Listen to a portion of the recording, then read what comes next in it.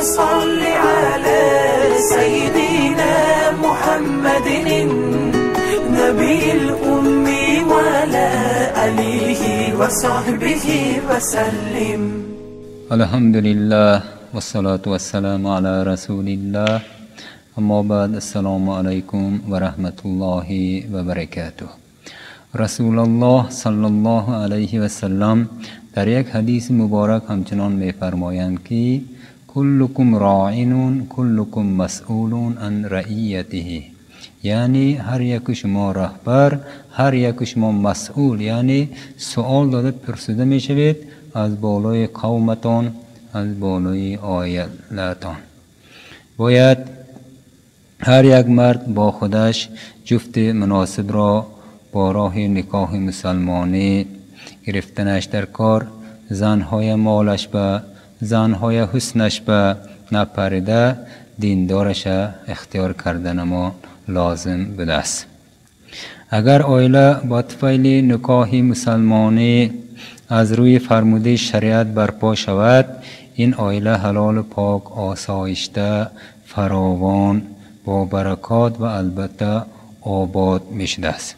اگر برعکس شریعت با راه بدعت و ضلالت برپا شود، خدا نگه دارد، در این عائله نه خیر و برکت، نه تنجو و امانی، نه فراوانه میشده است، نه ترقیات میشده است.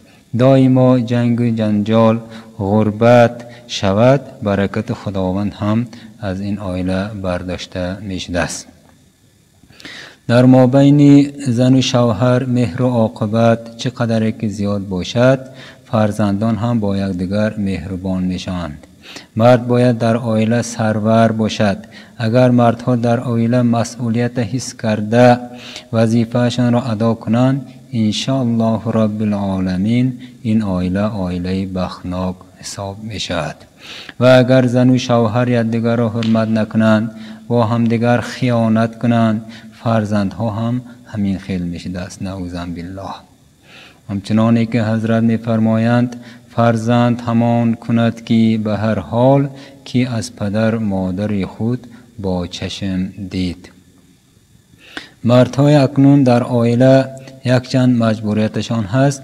اولا مردها با زنهاشان خوش رو معامله کردنشان لازم. این معاملات را از رسول اکرم صلی الله علیه و سلم باید یاد گیریم. رسول الله صلی الله علیه و سلم با زنهایشان ملایم، خندیده معامله میکردند، حتی مسابقت میکردند. زنهای خطاهاشان بخشیدن در کار، در روها جزا ندادن در کار یا که نزدن در کار. رسول الله صلی الله علیه و سلم با مادرمان ام سلمه یک روز همچنان گفتند که اگر در روز قیامت قصاص گرفتن نمی بود، من شما را با همین مسواک، یعنی با دندانشویک جزا می دادم، می زدم، گفته مرحمت کرده بودند. اکنون زنهای البته یک خطاش باشد، البته 10 تا خصلت های نیکش هم هست. مردها باید زنهای خود را رشک کنند، آبرو ناموس زنها را حمایت کنند، با خانه و جای، با لباس، با طعام تأمین کرده موندن در کار. این اساسی مسئله های شرعی را باید با زنها آموزانیم، یاد دهیم.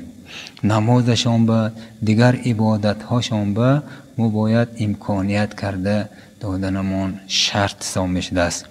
اکنون در روز قیامت از بالای زنها پرسیده شدنمان را از یاد ما نبرآوردن ما در کار. برادران عزیز، الله حق سبحانه و تعالی با همه امان از روی نشاندادهای شریعت عمل کرده حیات بسر بردن را نصیب روزی گرداند.